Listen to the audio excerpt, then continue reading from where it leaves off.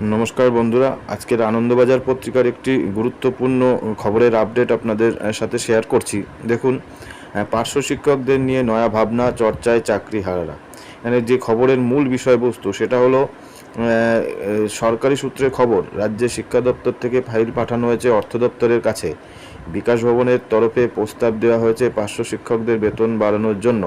তারা এখন মাসে প্রায় 13,000 টাকা পান। সেই বেতন 3 গুণ বাড়ানোর প্রস্তাব আপাতত অর্থ দপ্তরের বিবেচনাধীন। এটি একটি বিষয়। আরেকটি বিষয় যে সূত্রের ইঙ্গিত, আদালতের রায়ে চাকরিহারাদের মধ্যে থেকে কয়েক দফায় পার্শ্ব শিক্ষক হিসাবে নিযুক্ত করা হতে পারে বেতন বাড়ানোর পরে। অর্থাৎ বেতন বৃদ্ধির পরে যারা চাকরিচ্যুত হয়েছে তাদের মধ্যে থেকেও কয়েক দফায় পার্শ্ব শিক্ষক হিসাবে নিযুক্ত করা হতে পারে।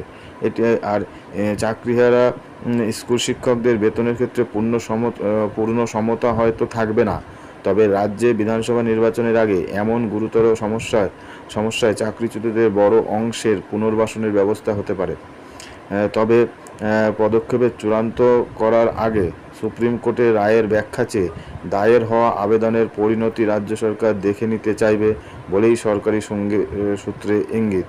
অর্থাৎ পার্শ্ব শিক্ষকদের বেতন বৃদ্ধির বিষয় নিয়ে একটি সম্ভাব্য খবর আনন্দবাজার পত্রিকায় প্রকাশিত হয়েছে। পাশাপাশি যারা চাকরিচ্যুত হয়েছে তাদের ক্ষেত্রেও এইভাবেই পার্শ্ব শিক্ষক হিসাবে নিয়োগ করে কিছুটা হলেও শিক্ষা ব্যবস্থার যে বিপর্যয় আসতে পারে সেটাকে সামাল দেওয়ার চেষ্টা শিক্ষা দপ্তর থেকে, রাজ্য সরকার থেকে করা হবে। তারই একটি ইঙ্গিত আনন্দবাজার পত্রিকায় প্রকাশিত হয়েছে, সেটি আপনাদের সামনে তুলে ধরলাম। ভালো থাকবেন, নমস্কার।